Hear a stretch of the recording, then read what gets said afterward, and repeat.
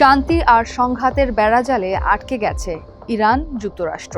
মার্কিন president Donald Trump বরাবরই বলেছেন সমঝোতার দ্বারপ্রান্তে অবস্থান করছে দুই দেশ। তবে এর মধ্যেই টানা 3 দিন ধরে চলছে তুমুল হামলা পাল্টা হামলা। এ অবস্থায় যুদ্ধবিরতি আদৌ বহাল আছে কিনা তা নিয়েই উঠেছে প্রশ্ন। সেই সঙ্গে আবারও বাড়ছে তুমুল যুদ্ধ শুরুর শঙ্কা। টিভিএস এক্সপ্লেনারে চলুন জেনে নেই আবারও কি সংঘাতের দিকে যাচ্ছে ইরান যুক্তরাষ্ট্র। ভেস্তে যাচ্ছে সব আলোচনা। সঙ্গে আছি আমি রুবাই আয়েশা। গত 3 রাতের ঘটনা প্রবাহ ছিল অত্যন্ত তীব্র।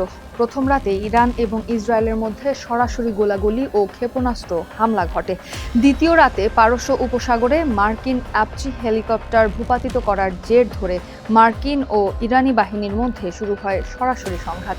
তৃতীয় রাতে মার্কিন সেন্ট্রাল কমান্ড ইরানে তীব্র বিমান হামলা চালায়। বন্দর আব্বাস, মিনাব, সিরিক, কিশ ও কেশম দ্বীপ সহ ইরানের দক্ষিণ উপকূলীয় অঞ্চলের সামরিক নজরদারি ব্যবস্থা, যোগাযোগ ব্যবস্থা ও বিমান প্রতিরক্ষা সাইটগুলোকে লক্ষ্য করে চালানো হয় এ হামলা। এই হামলার জবাবে ইরানের revolutionary guard corps IRGC Kuwait ও বাহরাইনে 18টি মার্কিন সামরিক লক্ষ্যবস্তু এবং আমেরিকার 5th ফ্লিটে পাল্টা ড্রোন ও ক্ষেপণাস্ত্র হামলা চালিয়েছে। এছাড়া জর্ডানের আজরাক বিমান ঘাঁটিতেও 12টি ব্যালিস্টিক ক্ষেপণাস্ত্র নিক্ষেপ করেছে তারা। হামলার কারণে সাময়িকভাবে আকাশ সীমা বন্ধ করে দিয়েছে কুয়েত। বিশ্বের LNG ও অপরিশোধিত তেল সরবরাহের লাইফলাইন হরমুজ প্রণালী আবারও বন্ধ করে দিয়েছে ইরানের ইসলামিক বিপ্লবী গার্ড কর্পস IRGC।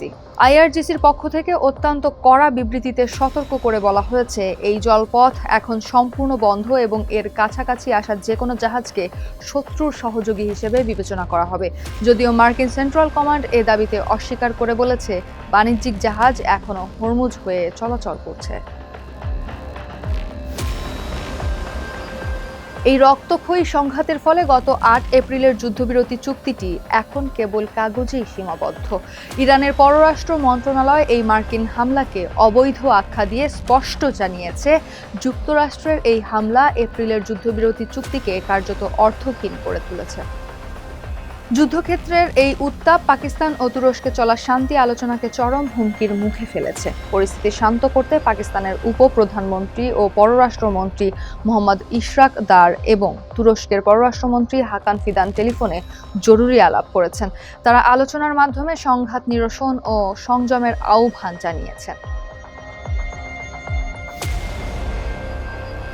সিঙ্গাপুরের international institute for strategic studies IISS এর সিনিয়র ফেলো সামির পুরি আল জাজিরাকে বলেন, এপ্রিলের যুদ্ধবিরতির পর এটি সবচেয়ে ভয়াবহ সংঘাত ও পারস্পরিক আক্রমণ। তাই এই যুদ্ধ আরও বড় আকারে ছড়িয়ে পড়ার সব রকম আশঙ্কা রয়েছে। তিনি মনে করেন, মার্কিন প্রতিরক্ষা মন্ত্রী পিট হেগসেথ এবং ডোনাল্ড ট্রাম্প মূলত ইরানকে শাস্তি দিতে এই হামলা চালাচ্ছেন। তিনি আরও বলেন, আমেরিকান সামরিক বাহিনী আসলে ইরানের সামরিক সক্ষমতা ও হরমুজ প্রণালীতে তাদের নজরদারি করার ক্ষমতাকে পুরোপুরি ধ্বংস করে দিতে চায়। অবসরপ্রাপ্ত মার্কিন জেনারেল মার্ক কিমিট মনে করেন, ডোনাল্ড ট্রাম্পের বারবার দেওয়া বিবৃতি ইরানকে সুযোগ করে দিয়েছে। তারা বুঝে গেছে যে ট্রাম্পের ধৈর্যশক্তি কম। তিনি বলেন, ট্রাম্প প্রতি 2-3 দিন পরই বলেন, আর 2-3 দিনের মধ্যে এই চুক্তি হয়ে যাবে। এর মাধ্যমে ইরানিরা বুঝতে পেরেছে যে ট্রাম্পের কোনো ধৈর্য নেই এবং এখন তারা এর সুযোগ নিচ্ছে।